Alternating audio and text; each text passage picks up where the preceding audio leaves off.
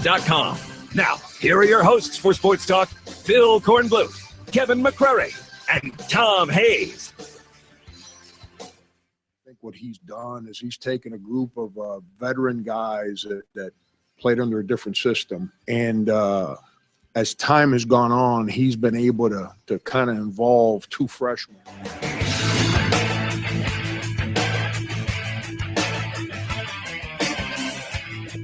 Good evening, everybody. Welcome back into Sports Talk, South Carolina Radio Network on this basketball and football Tuesday night in the state of South Carolina. Phil Kornbluth on the road tonight in Myrtle Beach. We are at one of our favorite places, Damon's restaurant here on the what would be the south side of Myrtle Beach. On the beach, you can't miss it. It's a landmark location, and we're here for our annual visit to the Myrtle Beach Sports Club to talk. You got it, recruiting tonight down here. Looking forward to with the folks at about 7 for them. What we know in this recruiting season. We'll share with you what we know today. Been a lot of activity, and we'll share that with you coming up in just a little bit. No commitments to report today, but a lot of action. Professor Tom Hayes back at our studios in downtown Columbia, along with LB, Larkin Belton. K-Mac is over at USC for the basketball game. We'll hear from him. USC and Mississippi State coming up tonight over at the Colonial Life Arena. USC playing 2 home games this week, Alabama on Saturday, so a chance for the Gamecocks to bounce back beginning tonight against a Mississippi State team coming off a win over Ole Miss. But catching my attention once I got off the road and got set up, the ACC football schedule for this year, my oh my for Clemson. You got to go to Atlanta on a Thursday night pro, and here it is. We knew it would happen. A Friday night game for Clemson at Boston College on October the 7th. This is one messed up schedule for Clemson. I mean, I know the ACC is doing all it can to get its football team's exposure, and I complained about this when they came out with the Friday night schedule. To me, it diminishes the league to play on Friday night. That's for your non-Power 5 conference leagues. I can't believe the ACC agreed to it, but they did, and now it's Clemson's time. I guess Florida State played up at Boston College on a Friday night last year, and now Clemson draws the short straw. Don't like it, think it's bad, but it's the world you got to live with. So Clemson will have a Thursday night game on September 22nd in Atlanta and a Friday night game on October 7th at Boston College. Well, I think probably let's face it, they're cherry picking because not so much with the Friday night, but the Thursday night game you can understand because this is a showcase against the NFL game and have Deshaun Watson as the national game on that Thursday night. I can see that. But Friday night, that's a little bit strange to me. I agree with you. That's WAC night. That's MAC night. That's not Big 5 night. I don't get it. I mean, you're part of the league. You have to go along with it. I can't believe Tiger fans who love to travel in mass are happy about it. We'll be right back.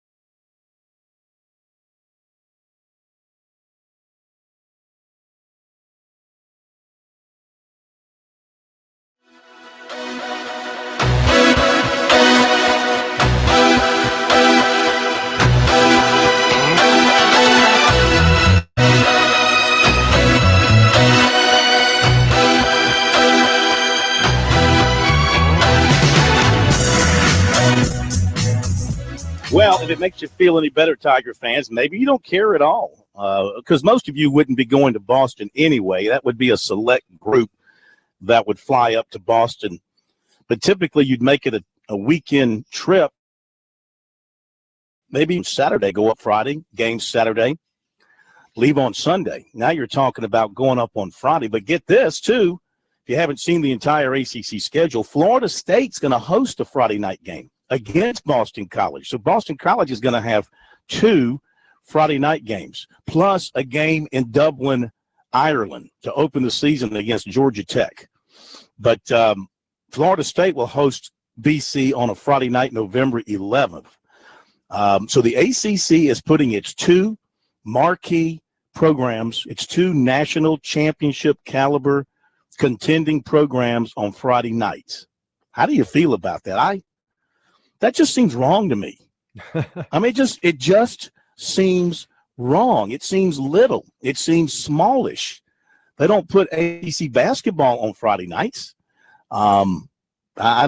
Is the ACC that desperate for the money from ESPN and for the exposure? To me, that's very small time to have your teams playing on Friday night. Thursday nights become a glamour night. Fine and dandy, get that. And, of course, Saturday and the Monday night, Labor night weekend game. And, of course, during the Thanksgiving holiday, Thursday, Friday, I get that. That's all cool. Regular season Friday night, I'm not buying it, and I'm not liking it. And you know, Clemson, with the way the schedule works out for them now, because of these Thursday and Friday road games in the first half of the schedule, Clemson will not have a road Saturday game between September 4th and October 28th. And the Friday night game will be the first for Clemson regular season on a Friday night or a Friday since 1956 when they lost to Miami at Miami 21-0. Clemson's last regular season win on a Friday actually took place in Boston. So that's the way that shapes up for you. Oh, here is the Clemson schedule, by the way. It begins September 3rd at Auburn. Next week, home to Troy. Next week, home to South Carolina State. Then they go to Georgia. So in my opinion, Georgia Tech. Georgia Tech. In my opinion, and I apologize to Bulldog fans, I don't care about Troy fans. Clemson fans have nothing to look forward to at home in the month of September because there are 2 road games and then 2 blowout games. So, you know, it's just not appealing. Then October 1, they open up with Louisville. Then they go to Boston College. Then NC State at home. 2 weeks later, they go to Florida State. They get a week off before they go to Tallahassee. Then November, they get Syracuse at home, Pittsburgh at home, at Wake Forest, and South Carolina at home. So I'm just trying to find the appealing part of the home schedule here. And I would say for the most part, that's a lousy home schedule for Clemson. I mean, Louisville could be good. NC State, you know, we always think NC State's going to be okay, but not. Brissett is gone. He's gone. Syracuse will be bad again. Pittsburgh could be okay, and then yes. South Carolina. So I mean, yeah. Well, let's face it, Coin. What you're actually saying without saying it is this: maybe every other year Clemson has a lousy home schedule because it was gravy last year with Florida State and Notre Dame coming in. True. And then you flip the card, and then it's snake eyes this year. True. Good point. It was a great home schedule last year, stinker this year, and Friday night. That's just. Well, you know, we were joking. There's a reason Clemson hasn't played football in a regular season on a Friday night in 60 years. Because it ain't supposed to happen in this day and age a program like Clemson. It's not going to happen in the upstate. The football, the high school. If Florida State's going to host on a Friday night, don't think Clemson's not far behind. That's why I was joking, because I was thinking about this. We were talking about off the air about the high schools in the upstate would picket Death Valley about, taking away our Friday night. But the same is true because I had a buddy who went to Florida State. That is a big high school football Friday night. Friday nights are big in Tallahassee. Sure. So Absolutely. that's going to Think of the high them. schools Yeah. impact. Think of, if Clemson hosts a Friday night, just think of the schools in the surrounding area, all your Anderson schools, Daniel, Liberty, everything right around there that's easily Pickens. Shoot, it would. Of course, they'd probably try and have to move their games to a Thursday. I imagine is what they would try and do, move their games to a Thursday to accommodate that. All right. On to a couple of other things here to pass along to you. Mike Peterson officially announced today as the last of the 9 on-field assistants at USC. Tell you what, in terms of players, Muschamp's got a good-looking staff, right? Bobby Bentley was a terrific quarterback. Sean Elliott was an excellent defensive end. Brian McClendon was a very good receiver. I don't remember Kurt Roper in college. Lance Thompson was a very good defensive lineman. Pat Washington was he was a terrific quarterback, wasn't he? Yeah, he's a quarterback at Auburn. Yeah. And then Peterson was a NFL linebacker for 14 years. They could field a pretty good team with their coaching staff. Well, the interesting thing about it, Corn, is when I looked at the hiring, is he left no stone unturned. Because when he hired Mike Peterson, you tell a guy, well, I'm going out early, coach. I got to go in the NFL draft. Okay, well, talk to Mike Peterson. Here's a guy that played more than 10 years in the NFL and then came back and finished his degree, and now he's coaching. Mm-hmm. So it's almost like everybody, he has something for everybody on that staff. Yeah, it's a good-looking staff, no question about it. Stop me if you've heard this story before. Missouri suspended quarterback Matty Mock indefinitely because of a video on Twitter that shows a man, purportedly Mock, snorting a white substance. Of course, he was suspended twice during the 2015 season. I thought he had been booted from the program and the school, but apparently they kept him around only to now suspend him once again. What a shame. What a shame the way that situation has spiraled out of control. And let's see, NASCAR announced green flag times today for the 2016 schedule, and the Bojangles Southern 500 is set to go off at 6 o'clock on September 4th on NBC. USC and Mississippi State tonight over at the Colonial Life Arena. Chance for USC to bounce back. Mississippi State looking to build on its win over Ole Miss. The Bulldogs are 8-10, 1-5 in the league. USC is 17-2, 4-2 in the league. I had a chance last night as I was over at the Marriott where the Bulldogs were staying, and my buddy Don Williams was in town, and he introduced me to Ben Howland, first-year coach at Mississippi State. Had a little conversation with him. What a really nice guy he is. Enjoyed talking to him. And, it's an undersized Mississippi State team, to say the least. And South Carolina, could have some advantages inside. They do start 6'9" freshman Gavin Ware, but they're 6'3", 6'4", 5'11", and 6'3" in the rest of their lineup pro. A chance for USC's big men, perhaps, to do some damage inside and rebound better than they did against Tennessee. Tennessee battled them even on the boards. That's something USC has not seen this year, teams battling them even on the backboards. Well, it's interesting you say that because one of the reasons they evened up in rebounding is the fact that everything Tennessee threw up in the second half was going through the net. There was no rebounds to get. No, I think probably, Corn, when we look at it, this team really got tested for toughness. And this is the first time they failed at Tennessee. Those shorter guys got into those big men's kitchen, meaning their waist and gut, and rolled them out of that lane. And so now I think their toughness probably was tested in the practices following the Tennessee game. All right, K-Max over there. He'll be checking in at the bottom of the hour. Clemson baseball coach Monty Lee will join us, about to roll out the balls and bats for the first time for real with the Tigers this week. And we'll be right back.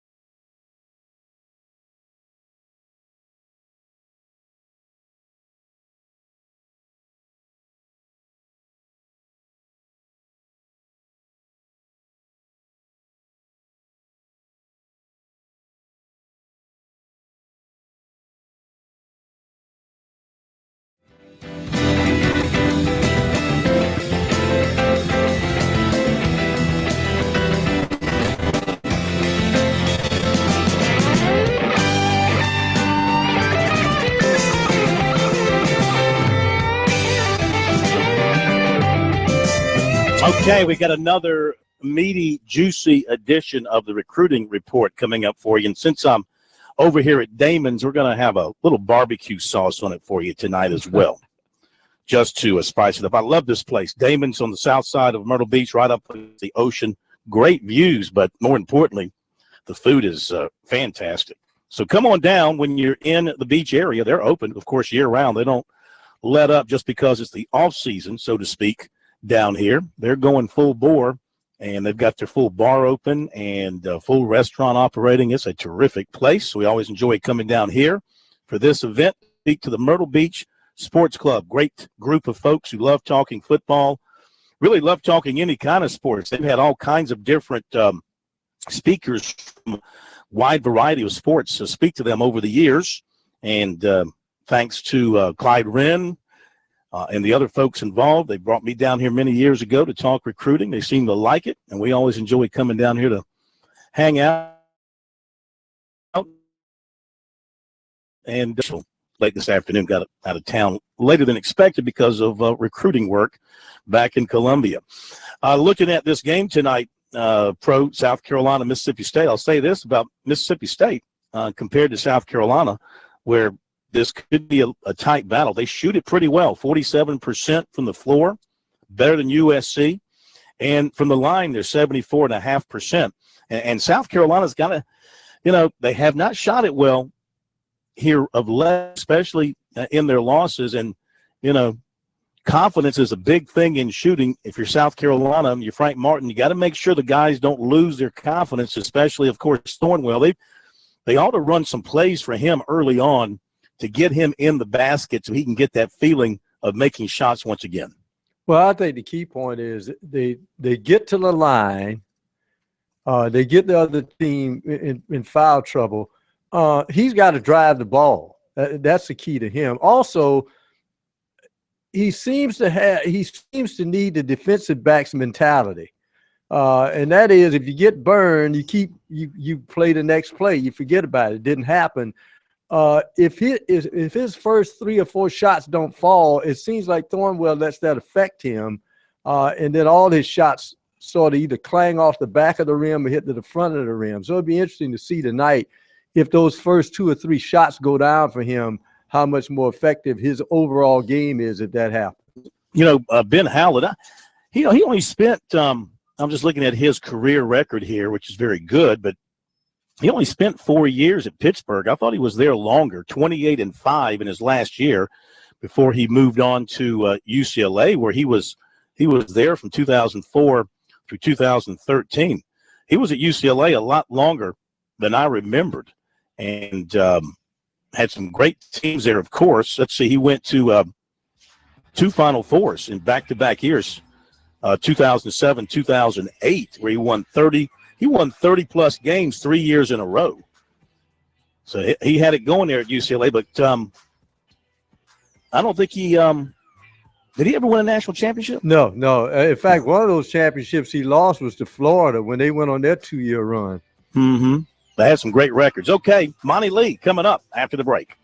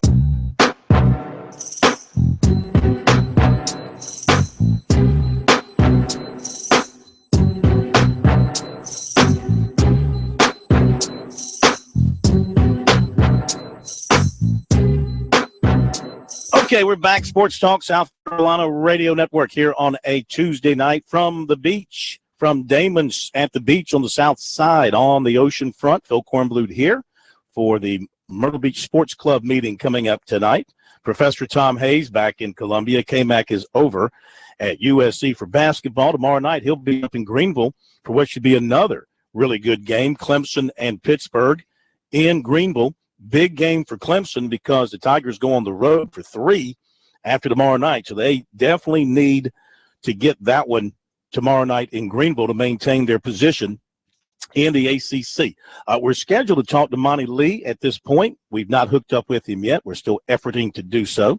So as soon as we get him on the line, we'll bring him to you here on the program. Monty getting ready to start his first preseason practice with the Tigers on Friday. Friday's the day that college baseball teams can begin preseason practice. And we're looking forward to what should be another exciting baseball season around the state. Certainly looks like South Carolina and Clemson will field competitive teams, not teams that are as highly ranked as we're used to seeing in the preseason, but that's not always a bad thing because then you can take some people by surprise. Looks like Coastal Carolina is going to have a really good team this year. I look for them to be a strong contender. And I would think the College of Charleston will be strong once again. And who knows who else will rise up? Maybe a Winthrop, maybe a Wofford, somebody else in the state, maybe the Citadel. Fred Jordan will have a good year. We'll have to wait and see. But baseball, from the college standpoint, will be coming at us beginning on Friday. Look forward to everything that's going to be going on with that. In the meantime, we've got USC and Mississippi State basketball coming up tonight. Gamecocks the only team in the state playing tonight, Pro? That's the only team I see in the state playing tonight at the Division I level. I'll put it that way. Okay. So the Gamecocks have got the floor to themselves tonight. And it's an important game for them because, they were going full bore when they were winning all those games. Then they stumbled at Alabama and didn't play well. Now, they're 2-2 in their last 4. So you can tell the pollsters are getting ready to drop them. They already been dropped in one poll. So that's the difference, obviously, in a South Carolina and an established power team. Duke can lose 2 or 3 games. North Carolina can lose 2 or 3. They could lose 5 and still be in there. Yeah, I guess. I mean, Duke doesn't look all that good to me, yet I doubt they'll be in the top 20, 25 come next week after another loss. I mean, they got handled by Miami last night. That was a very strong performance by the Hurricanes. Jim Larrañaga has, I think, 6 games at Miami. He's 4-2. And I think 2 of his wins have come in Cameron. I think the one, I guess one Miami writer wrote, that Miami probably has control of Duke when they beat Duke and the students didn't spill on the floor after the game. It's like they're used to it. But they had to get, what is the freshman forward they have, Jefferson or whatever, Duke has to get him back. If he had that foot injury, if he doesn't come back, they only go about 7 deep anyway. So it's kind of like beating Duke is no big thing right now. Well, it's not. But I was surprised when I looked at it, Corn, because I wanted to see when is the last time Duke has not been in the top 25. And I was surprised. It actually hadn't been that far back. It was 2007 when they dropped out of the top 25, I think. Yeah. But, the thing about a team like Duke is, of course, just get to the tournament. Just get to the tournament, and they can get hot. Yes. And they'll be dangerous. And they can win some games in the tournament and get it because they have that kind of talent. Now, they have that kind of talent to where they can win some games in the tournament and do some damage. So I would not discount them. They obviously are having their problems right now. Tell you what I'm going to do. I'm going to go ahead and start doing recruiting. And that way, if we do catch Monty, we'll have the next segment of the show to talk with him and what's left of this segment. So I'm going to go ahead and jump into recruiting here, Pro, if that's okay with you. You got it. I mean, I don't want to, do anything that you would disapprove of. All right. Well, I'm just getting a word in my headset that we might have Monty calling in on the line. So let's hold off on recruiting for a moment and see if we indeed have him. And if so, we will go to the pre-mentioned Monty Lee. who was probably busy cleaning his cleats and getting ready for the start of practice on Friday. I think we do have the coach of the Tigers with us now. Good evening, sir. How are you? Doing great, Phil. How are you doing? Man, we're doing fine. Great to have you with us. And, well, you got your first. I know the fall practices are real, but these are really for real starting on Friday. How you feeling? You got a little butterflies going about the start of preseason camp? Well, just more excitement than anything. You know, our guys have worked hard all fall, and then we went into Christmas break, and the guys did a great job of making sure that they conditioned hard and were in great baseball shape when we came back. And we've been doing individual work in groups, and last 2 weeks been doing some live pins. So the pitchers been facing hitters in groups, and now we're just ready to get to Friday where we can actually suit up and enter squad for a weekend and get on the field and compete a little bit. Do you have anybody from an injury standpoint, pitchers or anybody else that will be sidelined here at the start of camp? The only we do have a freshman infielder, Grant Cox, who is injured. He suffered a shoulder injury diving for a ground ball in the fall, and he's going to be questionable questionable. And it could be for a portion of the season. Besides him, knock on wood, we're fairly healthy. Our pitching staff is healthy. We've got a couple guys who are a little bit behind, but for the most part, we're in pretty good shape. Is that a significant situation with Cox for you in terms of your roster and your depth? Well, it does hurt. Anytime, Phil, you got a guy that can play defense like a Grant Cox, who is a guy that, is a fairly highly touted shortstop, a guy that got some pro interest that can really defend in the middle of the field. You love to have those kinds of players, and we've got a really good shortstop in Eli White. But it just hurts you from a depth standpoint if you were to have an injury in the infield. Not having a guy like a Grant Cox, does leave you vulnerable just from a depth standpoint. I heard so much about the freshman who enrolled early, Seth Beer, and what a terrific prospect he is. So how do you start out with him? How do you deploy him? What are your expectations of him? Well, our expectations are high for Seth. We also have to understand that this young man is coming from playing high school baseball and travel baseball to play in the ACC. It's a very, very significant jump, and it's one that you don't see a lot of kids, do at the baseball level. I can only remember a couple in my time as a coach that have been able to do it, and that was Kyle Parker and Landon Powell. Mm-hmm. And both of those guys were obviously special players, special talents, and I think Seth is a special talent. I think he's got a chance to really hit for some power. He's got a good arm. But the big thing we're trying to do is just not overwhelm him right now. We're just trying to, get in here and meet the guys, and let's get to work. Let's get to know each other better. We're trying our best not to throw too much at him at one time, but just letting him get comfortable with his new teammates and get comfortable with us and get comfortable with the academics and the weight room and everything that he has to do. And he's doing really good. He's a very mature kid, very positive kid. He has a tremendous work ethic, and he's got a very high ceiling. He's got a chance to be a special hitter, that's for sure.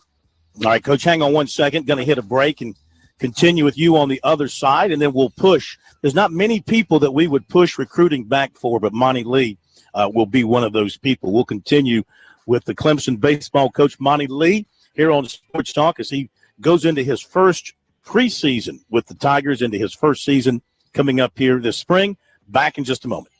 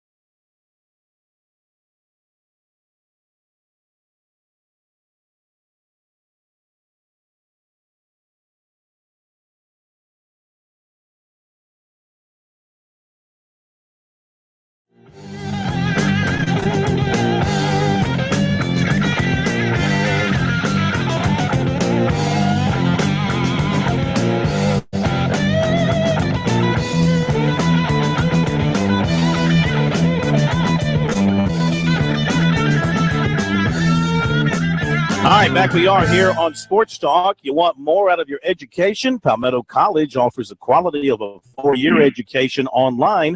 To find out more, visit palmettocollege.sc.edu. With Palmetto College, your future has no limits.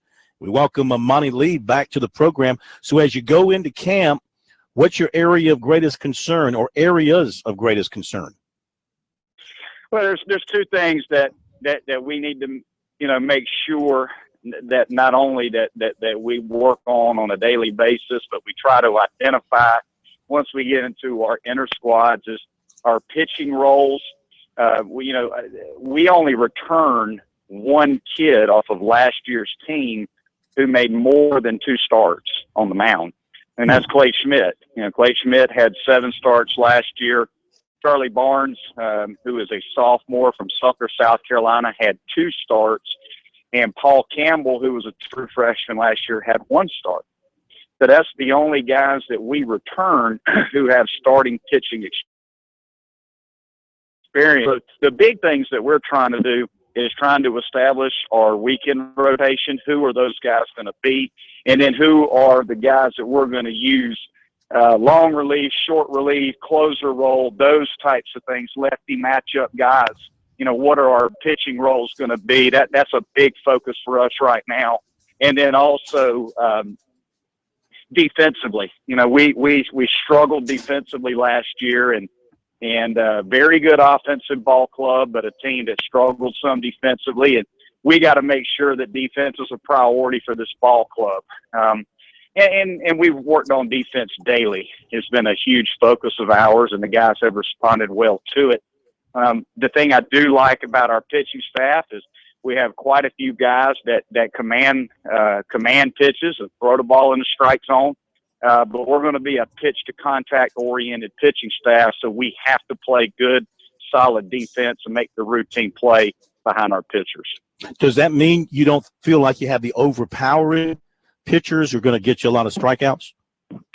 Well, we have some guys that are capable. There's no question about it. And you look at, we got a young man in Alex Bostic, who's a junior now, that has shown, flashes of brilliance since he's been here. He's, up to the mid-90s, and he's left-handed with a power breaking ball. So he has the makings of a guy to strike guys out. We've got a freshman in Riley Gillum, who reminds us a lot of Daniel Gossett. You remember Daniel Gossett out of Burns, a high draft pick here at Clemson. An undersized guy with an electric arm and a really good breaking ball. Riley has the potential to be a power arm out of the bullpen, could even start as he continues to develop. Clay Schmidt's pitched in a lot of big games in his time at Clemson, and he's a senior now. So Clay's got a really good arm. He's a guy that's going to command pro interest. So, we have guys that are capable. Again, we don't have it's not like you can look at our stat sheet and say, okay, we know that this guy has done it. This guy he's been here. He's pitched a lot of innings, outside of Clay. We don't have a lot of guys that have the innings and the numbers to indicate that. And, but the great thing about it is we're going to throw a lot of young guys on the mound that don't have the experience and give them a great opportunity to pitch early in their career here at Clemson and develop into guys that can win at this level. Having a catcher like you do, like Chris Oakey, behind the plate, as great a player as he has become, how much of the responsibilities of calling pitches and leading that pitching staff do you put on his shoulders? We put a lot on Chris Oakey. Chris Oakey's a guy that has started, ever since he's been here. Chris Oakey's a guy that played for Team USA. He's a very highly touted guy that's going to go fairly high in the draft this year because a lot of people think he is, arguably the best catcher in the country in college baseball, or one of the top 2 or 3. So he's a guy that's very, very good. He's a high energy guy, high intensity player. He's very serious about what he does. And he has a very, very good feel for the game. So we're definitely going to lean on Chris a lot. We'll call pitches, but obviously we're going to communicate a lot with Chris, and we may give him some play well. because he does have such a good feel for the game.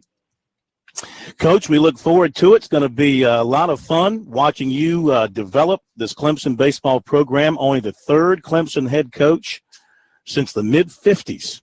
And we're looking forward to watching you take it to another level as well and keep it going. And we'll be talking to you many times during camp and during the season. And thanks for being with us tonight. Well, thank you for having me on as always, Phil.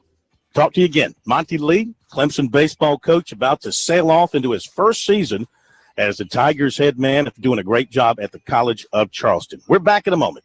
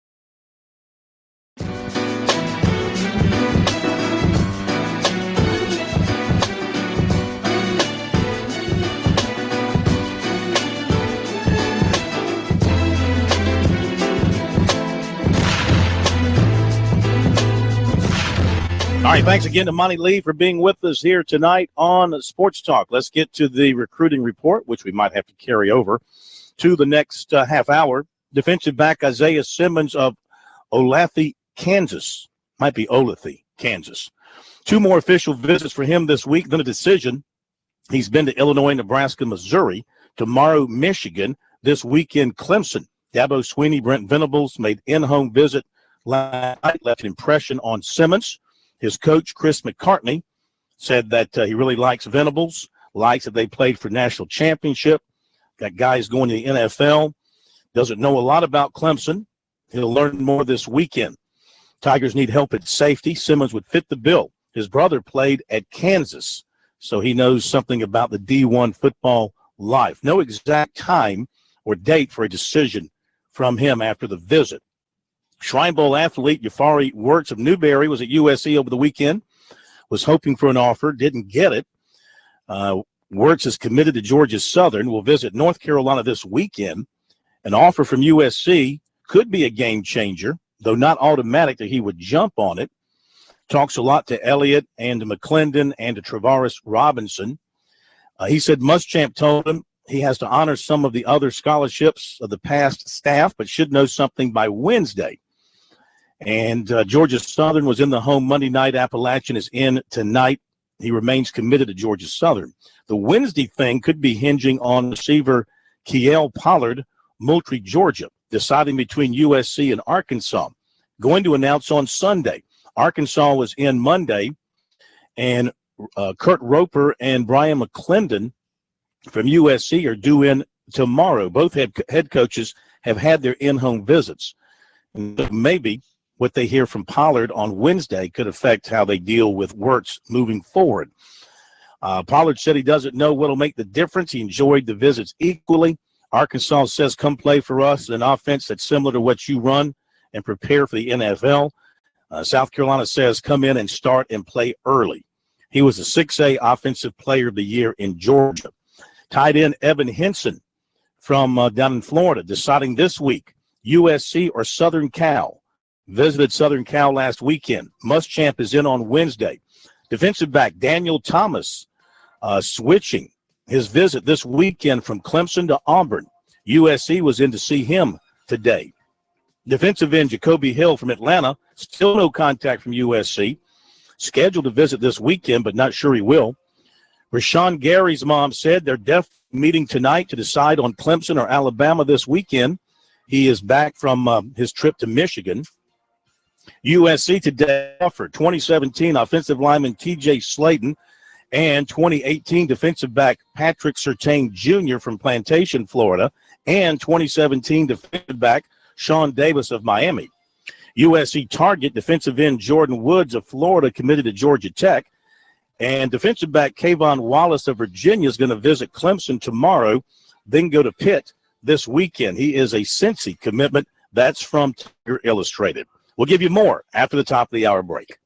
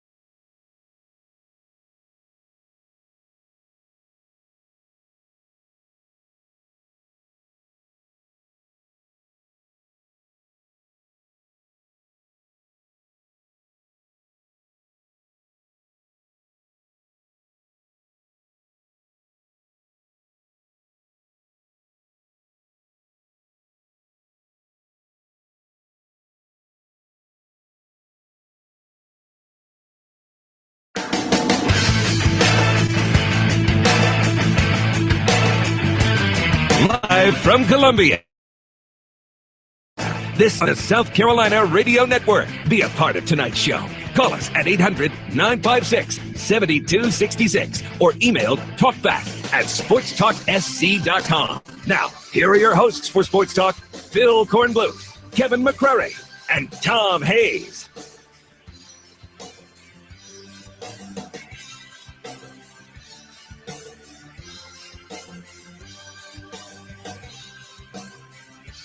Okay, we're back. Sports Talk, South Carolina Radio Network. We'll wrap up the recruiting report for you in just a moment. But over at the CLA, Mississippi State out to the early lead on South Carolina, 5-1. Obviously, the Gamecocks haven't hit a field goal in nearly the first 3 minutes of the game, while Mississippi State is 2 of 4 from the floor, including a three-pointer. So it's early. Mississippi State out to the early advantage. 5-1 over the Gamecocks, now about 3 minutes in. So we'll go back to recruiting. You take your mind off of all that. As I was saying, as we hit the break, Kayvon Wallace, who's from Virginia, going to visit Clemson tomorrow and then Pitt this weekend. He just picked up an offer from Michigan State today, so he's picking up steam. And let's see, some buzz on the internet about the possibility of defensive back Christian Fulton of Metairie, Louisiana, visiting USC this weekend instead of Florida. Nothing definite from him yet on that. Per his coach last night, USC remains an option for defensive end Cecil Stallings of Tucker, Georgia, who's been a commitment. Coach Brian Lamar said he'll know more Thursday. Stallings has been to Mississippi State, could visit USC this weekend if things work out. Ole Miss has also been involved. I'm not sure if we mentioned this last night or not. I got this information sometime in the evening. Fort Dorchester coach Steve LaPrade saying that John Simpson. Yeah, we'll keep that for you as Corn seemed to have dropped off. He'll be back with us in just a few moments. Of course, John Simpson, a big offensive lineman that really has offers from all over the country. It almost looks like a Clemson, Alabama, and maybe South Carolina battle. If I can recall from memory, he has chosen, at least at this point, not to make the Alabama schedule visit that he was supposedly making this week. And that meant that he could not fit in South Carolina for a weekend visit. But still up in the air whether he will take a visit or just stay at home this weekend. And Corn will be back with us in just a moment with those. But in the meantime, as we check the scores, Mississippi State leading South Carolina 5-3 in the first 4.5 minutes of that contest at the CLA tonight. In other action, 2 games starting simultaneously in the ACC right now. Back with you. Okay, we're back with you. I'll just give these scores. Florida State 9, Boston College 9, and Virginia and Wake Forest tied at 4 apiece in the ACC. They're not playing on Friday night, Boston College and Florida? Oh, that's football. Yeah. That's football. Sorry about that, folks. Line drop happens sometimes when you're on the road. Anyway, the entire USC staff, or most of it, supposed to be down to see John Simpson tomorrow in his wrestling match. USC still hoping to get him in for a visit this weekend and keep him from going to Alabama for that last visit. Couple of more notes we'll get to in a moment.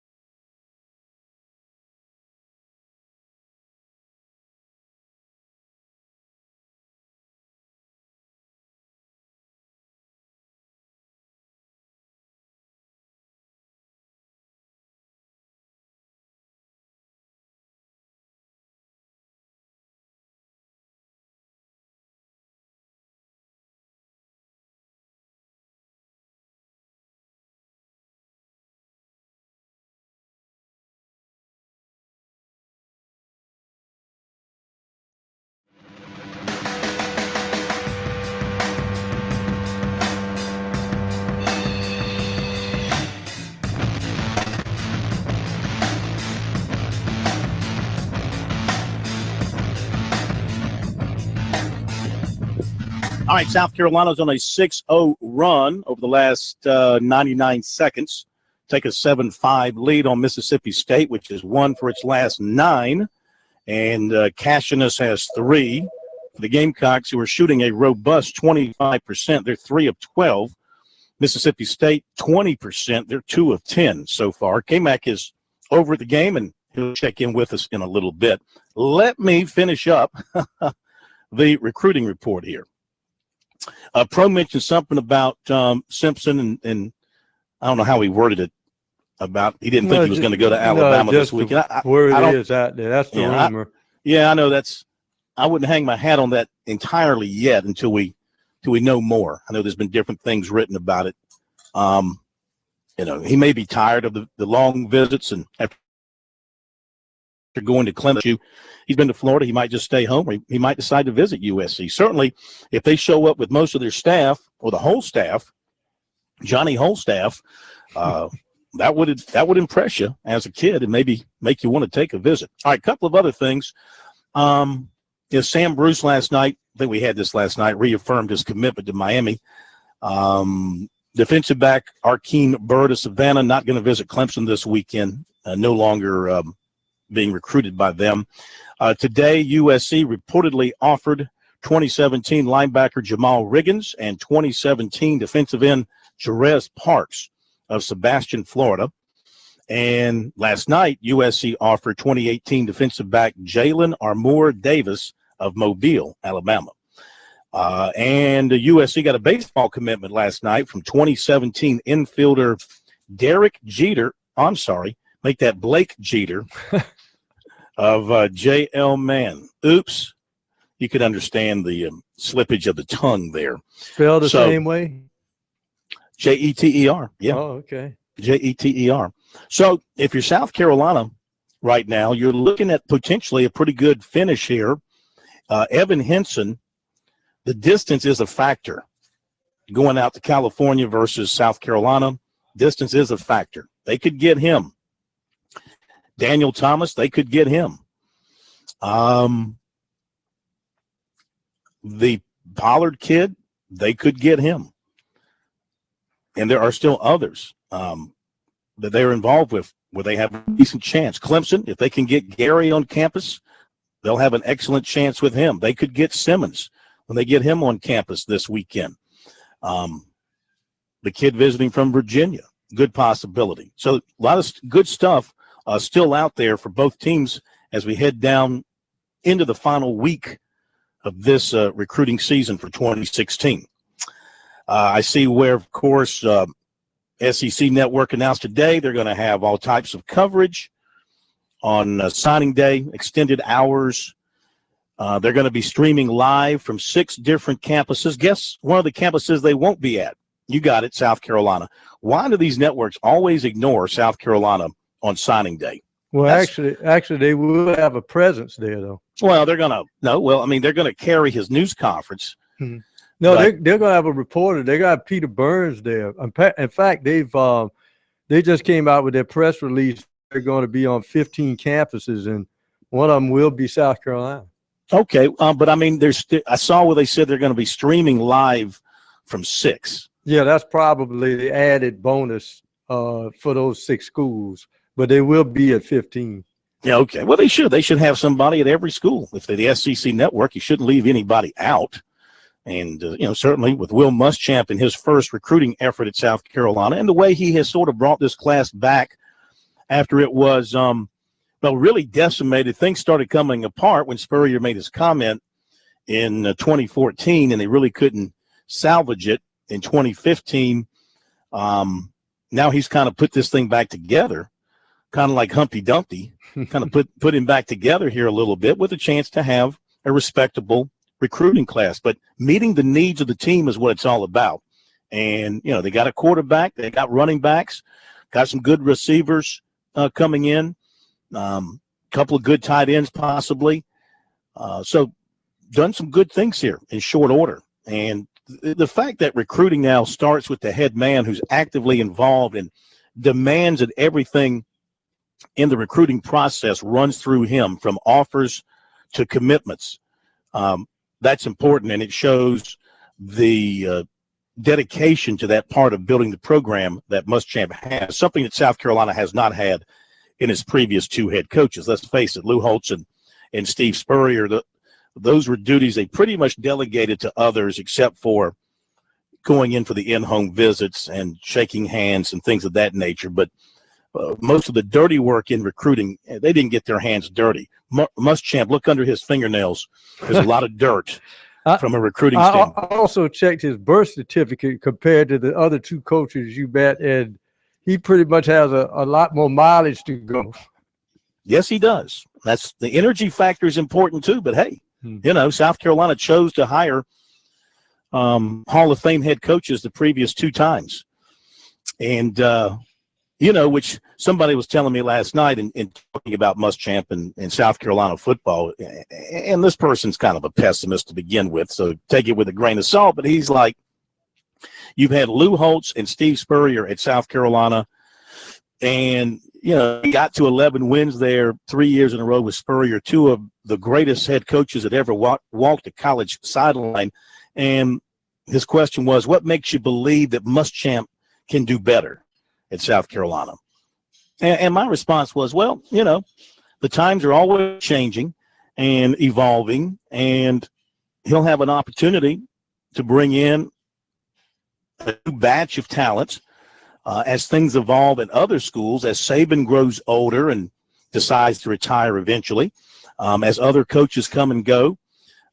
Competing with Clemson, you know, eventually Venables is probably going to move on to Kansas State and become a head coach, and there'll be some erosion on that staff. That means change, and that can affect things. So there's no reason not to believe that Venables, if he's the X's and O's guy that we think he can be, and he's got the kind of staff that can coach him up, there's no reason not to believe they can have success. You mean Muschamp? You said Venables. I meant Muschamp. No, Freudian slip there. Well, you know, the key thing is, I don't think South Carolina in their history has hired a coach in the conference they're in that still has relative youth and knows the lay of the land before he even walks through the door.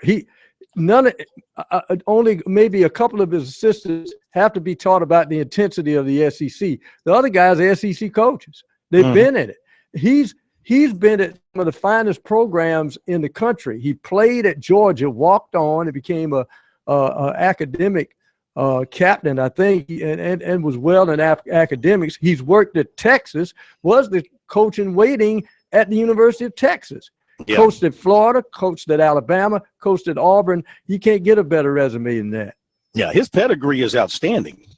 You know, his pedigree is outstanding. I don't know why people were washing their hands of him after what happened at Florida. He still left Florida with a winning record overall, and correct me if I'm wrong, I think he had a winning SEC record too.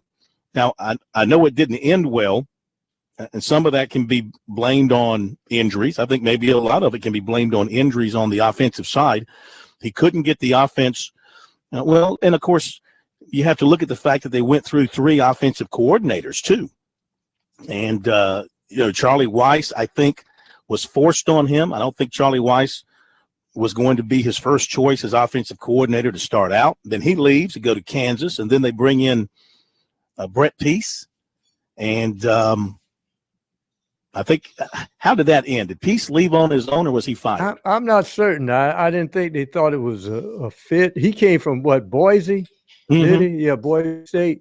And I'm not certain. I think he probably left on his own or was kind of politely asked he may want to look elsewhere. And I think they had Roper lined up. And Roper did a yeoman's job for the first year. I just think it was a lack of patience on Florida's part, where you want everything quickly, and it didn't happen that way. Plus, your neighbors were going into building a national championship team. And I think if they'd have been patient, Muschamp would still had it rolling there. All right, USC up 12-7 on Mississippi State. We'll give you the details coming up.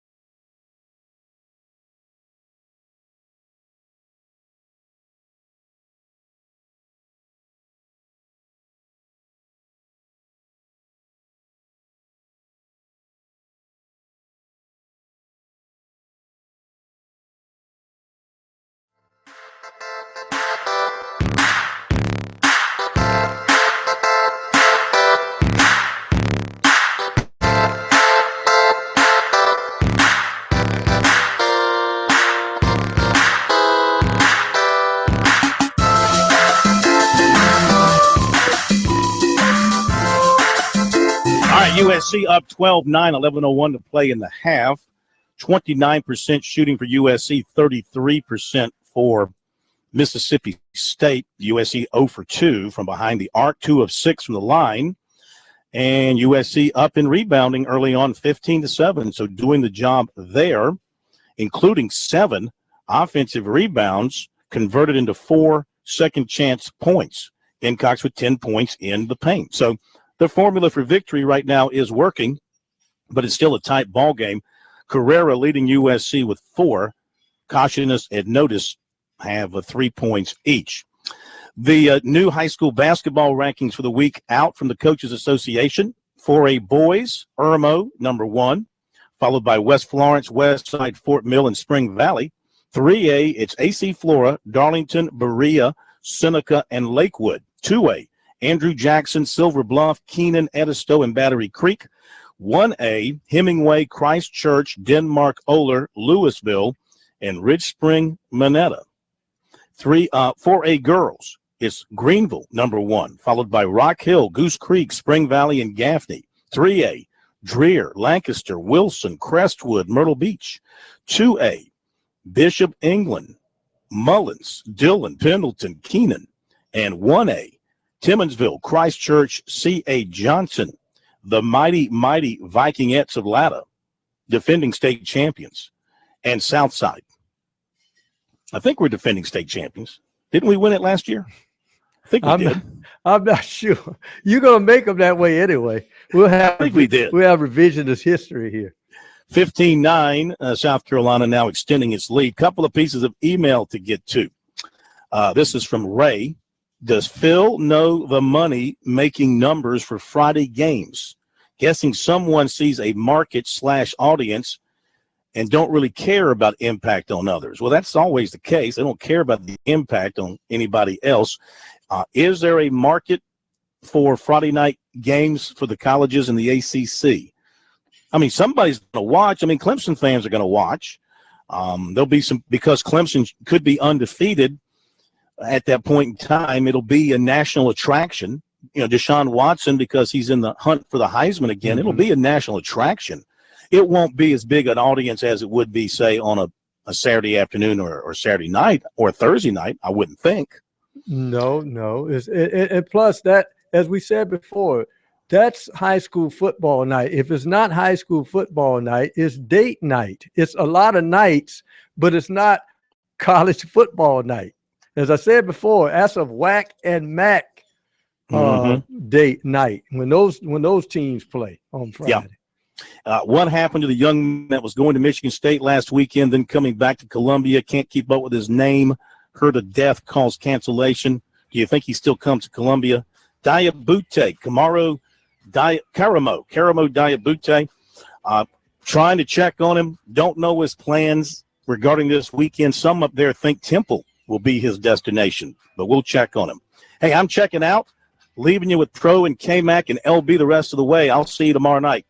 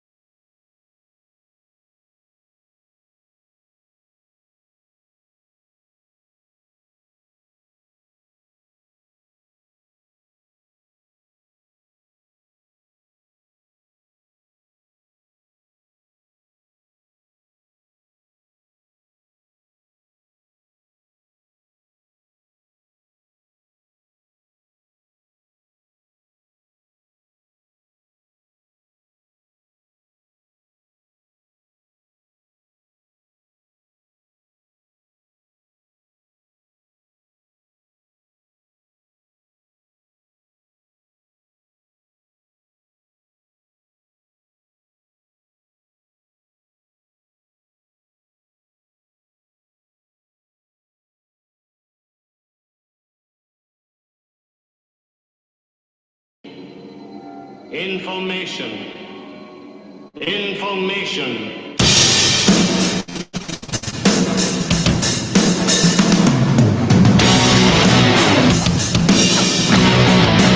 And welcome back to our Tuesday edition of Sports Talk right here on the South Carolina Radio Network. Corn is going to be talking recruiting in Myrtle Beach, so it's just you and I until K-Mac checks in at halftime. Interestingly enough, while we were at the break, South Carolina had spurted out to a 20-9 lead, but now this pesky Mississippi State team has gone on a 9-0 run, and it's now make that a 7-0 run, and now it's 20-16.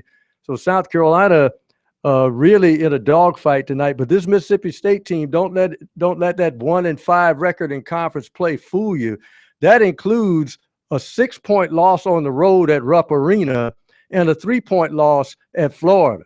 So this is a capable team, and you got Ben Howland coaching them, a guy that took UCLA to 3 Final Fours. This guy knows what he's doing and had a championship level team at Pittsburgh as well. So South Carolina in for a dogfight tonight. If you're looking for a silver lining, maybe before the half, Sindarius Thornwell has actually hit 2 jump shots tonight, including a 3-pointer to score 5. South Carolina leading 20-16. In other action tonight, they have some more SEC games on tonight, but ironically enough, all 3 of the rest of the games are 9 o'clock tips. It's Tennessee at Alabama, Georgia and LSU in the second half of that ESPN doubleheader. And on ESPNU later on tonight, Florida at Vanderbilt. Now, to me, this is an interesting contest because Florida has a chance to get in the NCAA tournament. They have one of the top schedules in the country, and they've won 13 ball games. And this is a team that's growing under their new coaching staff. And so we'll see what happens tonight in the Music City of Florida and Vanderbilt. Over in the ACC, 2 games on tap tonight, and those games are both 7 o'clock tips, so the action is underway. Boston College leading Florida State 27-24. That game being played up at Chestnut Hill tonight. And in the other contest, early on, it's Wake Forest leading Virginia by the score of 23-18. If you'd like to join us, I know some of our stations have disappeared for the ball games, but you can give us a call at 1-800-956-7266. That's 1-800-956-7266. Now, Corn had mentioned the ESPN roster, 6 teams. They'll be live streaming their recruiting activity on signing day, but actually ESPN will be on 15 campuses, including Clemson and South Carolina. In fact, I can give you the rundown right now of the campuses they're going to be on. They're going to be on LSU, you would figure that, Ohio State, Ole Miss, Florida State, Michigan, Florida, Georgia, Clemson, Auburn, Alabama, Notre Dame, Stanford, Texas A&M, South Carolina, and Texas. And now the interesting thing there, if you're looking at it, Clemson, of course, with Dabo Swinney, the recruiting train still rolling there at Clemson. They were there last year at Clemson with a strong presence there. For South Carolina, it's an interesting story in that you're watching a new coaching staff coming in, trying to piece together a class that had commitments. Some have decommitted, and he's placing other commitments in. So you're looking at a transitional recruiting school there. And that's, I think, if you look at the lineup, that's the only school mentioned in this lineup where there's a coaching transition. So that will be an interesting story that ESPN probably will play out on signing day as well. And I was just looking at the number 1 team in the country, Oklahoma, and Buddy Hield. I mean, I don't know anybody that has a better 3-point stroke than Buddy Hield right now, who's maybe the odds-on guy to win the Wooden Trophy as the best in college basketball this year. We shall see. But the big item, I guess the biggest story we talked about earlier, if you're just joining us, is the ACC football schedule is out. And if you're Clemson fans, this is an interesting schedule only because you're crammed a lot of games in the first half of the year, before you get to the main course, which will be served up in Tallahassee in October when you take on Florida State. But just looking at Clemson's schedule, there's the at Auburn. That is a big contest. Auburn always has talent. The wheels may have started to come off at the end of the year, but that's a dangerous game to start off with on the Plains for Clemson. Then you have Troy and South Carolina State at home. But then you have a quick turnaround to prepare for that option of Georgia Tech, which they played very well last year under coordinator Brent Venables. South Carolina State, then 5 days later, that Thursday night, you're at Georgia Tech. Always dangerous Thursday night games on the road, but Clemson should win that one. Then you host Louisville on October 1st. And then you turn around and have a short by 1 day turnaround because you have to fly up to Chestnut Hill to play at Boston College on a Friday night on October 7th. And then you'll have 8 days to prepare for NC State on the 15th. And there's that precious open date right in the middle of the season before you take on Florida State, the Seminoles, in Tallahassee. Now, before people dance in the street and say we got an open date before Florida State, the powers that be in the ACC said, okay, Florida State gets an open date too before they play Clemson. So both combatants will get a week off before they meet each other down in Tallahassee. And then Clemson has 3 of their last 4 games at home. Syracuse, Pitt at home. Pitt, a dangerous football team. Remember, they were 5-2 in the division with North Carolina, and they finished second in the division to North Carolina. And their best player, their running back, was out, but they pulled in a freshman running back that ran for over 1,000 yards. So, and Narducci, the former defensive coordinator at Michigan State, has a tough team in Pittsburgh, and they were 5-2 in the conference. Make that 6-2 in the conference last year. So Pitt, that will be a tough out for Clemson, but they should have the horses to beat them there. Of course, Syracuse still rebuilding. And at Wake, and then the final game, South Carolina. And Clemson trying to, of course, win 3 in a row against their arch rival. And Deshaun Watson, who had said before he would never lose while he was at Clemson, lose to South Carolina. It'd be interesting there. And then the big decision has to be made. Does Deshaun Watson come back for his senior year? But that's for another time. And, of course, we would think probably he would be going on to the next level at that point. It'd be interesting to see what happens there. Also, if you didn't get the news today, Mike Pederson is the 9th and final assistant coach hired by USC today.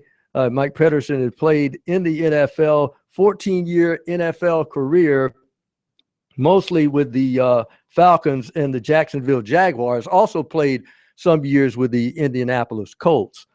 So he comes in.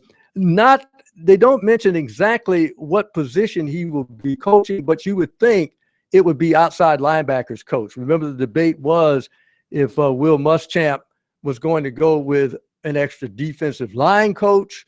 Am I going in this direction? Maybe another defensive backs coach coaching the safeties, and have Tavares Robinson, the defensive coordinator, coach the cornerbacks, but he's going with a linebacker here. And he had worked with Muschamp at Florida. The interesting dynamic here with Peterson is he's one of these guys who played over 10 years in the NFL, and after his career was over, he went back to school and finished up his college work and became a coach. So there's another example you can put in front of your players who are good enough if they think to play in the NFL and they leave early, that they can go back and get their degree and do what they want to do, after their playing days is over. So Mike Peterson is the 9th piece and final piece of the coaching staff of Will Muschamp in South Carolina. We'll check on the South Carolina-Mississippi State game, and K-Mac will join us at halftime of that game with the particulars in a few moments. You stay tuned right here.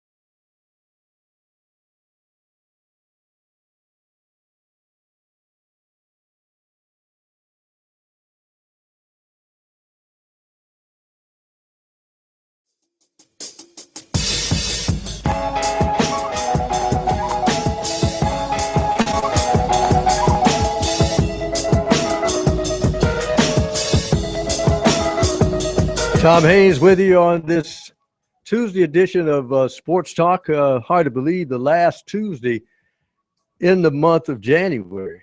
This is crazy. And of course, we're less than 2 weeks away from the Super Bowl in Santa Clara, California, the new digs where the San Francisco 49ers play. But the 49ers will only be there if they've got tickets, because the Panthers will be representing the NFC against the AFC Denver Broncos. And of course, we'll be mentioning that, and you callers can mention it as well throughout the week, talking about how you feel about the game.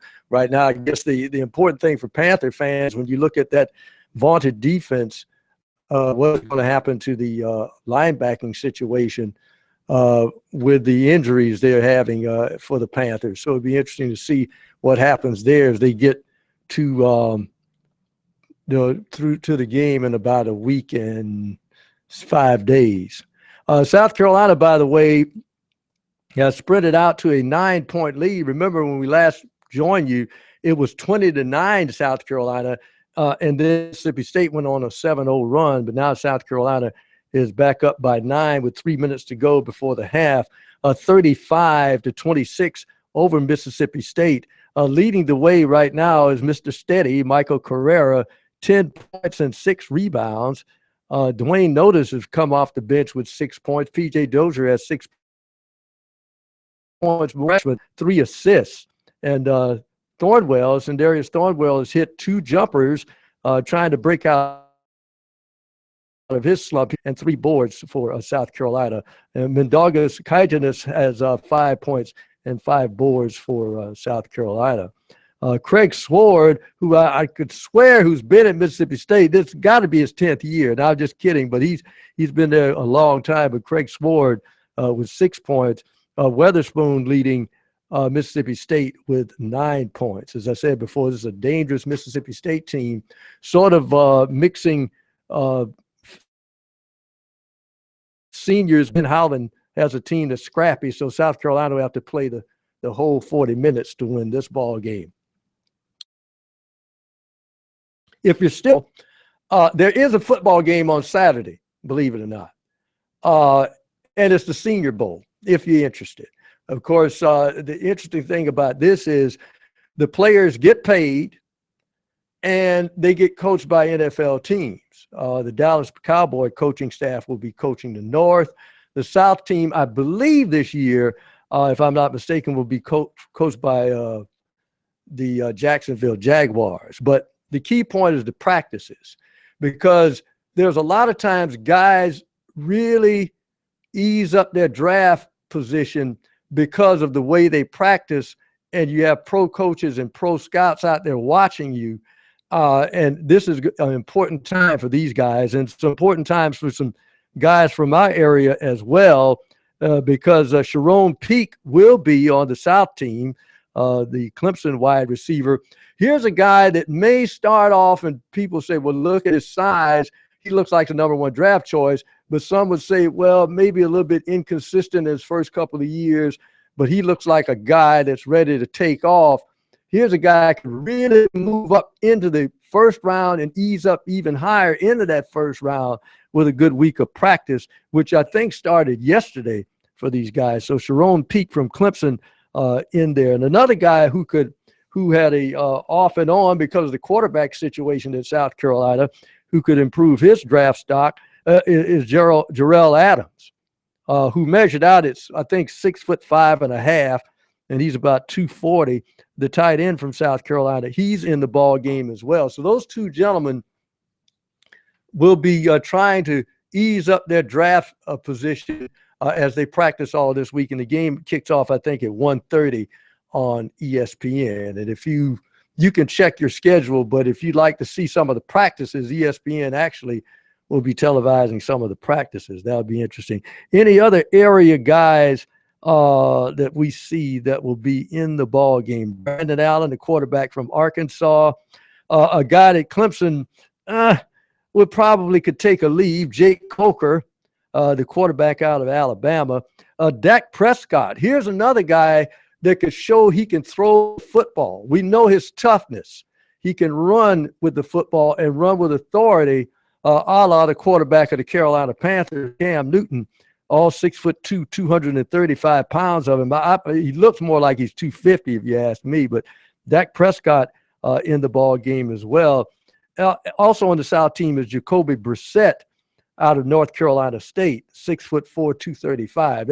And if Will Muschamp looks at anything like the quarterback situation at Florida when he was there, maybe the wrong guy left, because Jacoby Brissett was sitting on the Florida campus but left before Muschamp could get a good look at him. Muschamp may still be at Florida if Brissett was there. Back in a moment. Stay tuned.